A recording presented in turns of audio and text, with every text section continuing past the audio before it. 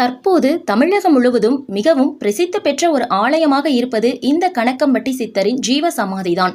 பழனி என்றாலே நம் நினைவுக்கு வருவது அறுபடை வீடுகளில் ஒன்றான முருகனின் மிக பெரும் ஆலயம் மட்டும்தான்.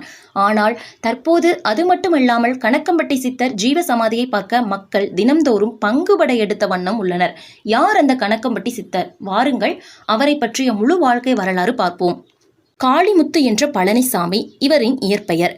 பழனியிலிருந்து சுமார் 7 கிலோமீட்டர் தொலைவில் அமைந்துள்ளதுதான் இந்த கணக்கம்பட்டி என்னும் ஊர். தற்போது இருந்து சுமார் 10 வருடங்களுக்கு முன்பு இங்கு ஒரு அழுக்கு துணியுடன் எண்ணற்ற அற்புதங்களை நிகழ்த்தி வந்தவர்தான் இந்த பழனிசாமி சித்தர். பொது வாழ்வில் நாட்டம் கொண்ட இவர் இந்நேரமும் முருகப்பெருமான் மற்றும் அவருடைய பெருமைகளை கூறும் கதைகளையே அனைவரிடமும் கூறியும் அனுதினமும் கடவுளுக்கு பணியாற்றி வந்தவர்தான் இந்த கணக்கம்பட்டி சித்தர். பச்சை நிறம் கொண்ட உடைகளை மட்டுமே விரிந்து வணங்கும் பழக்கமுடையவர். மேலும் அவருடைய கையில் ஒரு அழுக்கும் மூட்டையை எப்போதும் சுமந்து கொண்டே தெரிவார். இதனால் இவரை பைத்தியம் என்று எண்ணற்றோர் கல் எடுத்து அடித்து துரத்திய சம்பவமும் நிகழ்ந்துள்ளது. ஒருமுறை ஒரு நபர் தன் மனதில் ஒன்றை நினைத்து கொண்டு சித்தரின் இருக்கும் இடம் வழியாக எதர்ச்சியாக நடந்து சென்று கொண்டிருந்தார். அப்போது அவரிடம் சித்தர் கிழக்கு போய் வடக்கு போ என்று தெரிவித்துள்ளார். இவர் ஏதோ சொல்கிறார் என்று அதனை கண்டுகொள்ளாமல் சென்ற அந்த நபர் அடுத்த நாள் எதர்ச்சியாக அவருடைய ஊரிலிருந்து கிழக்கு பக்கமாக சென்று பின்னர் வடக்கு பக்கம் உள்ள ஒரு ஊருக்கு சென்றுள்ளார். அப்போது அங்கு ஒரு இடம் வாங்கியும் உள்ளார். தற்போது அவருடைய வாழ்க்கை மிகவும் செல்வம் நிறைந்து வளர்ச்சி பெற்று செல்வந்தராக மாறியுள்ளார்.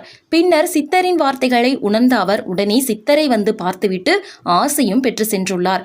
ஒருமுறை வெளிநாட்டிலிருந்து இந்தியாவிற்கு வந்துள்ள ஒரு வெளிநாட்டு தம்பதியினர் கணக்கம்பட்டி சித்தரால் அடைந்த பயன்தான் மிகவும் பிரபலமாக பேசப்பட்டு வரும் ஒரு விஷயமாகும்.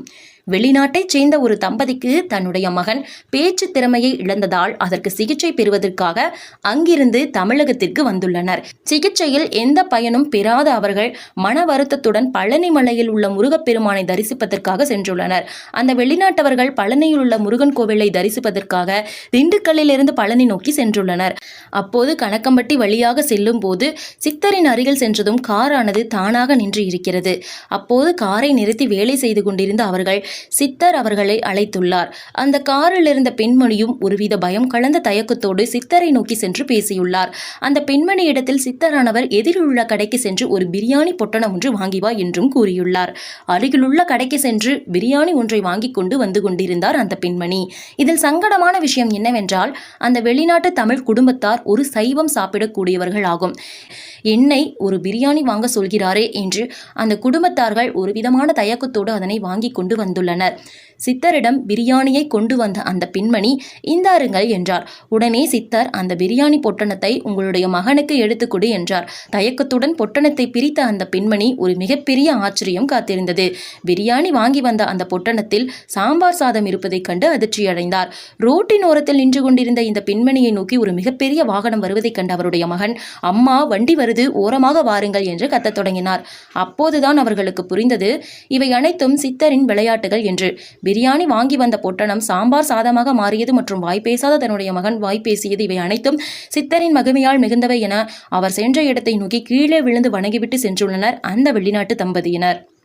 கணக்கம்பட்டி சித்தர் ஜீவ சமாதி கோவில் திறக்கப்படும் நேரம் காலை 7 மணி முதல் இரவு 9 மணி வரை இக்கோவிலின் நடை திறந்திருக்கும்.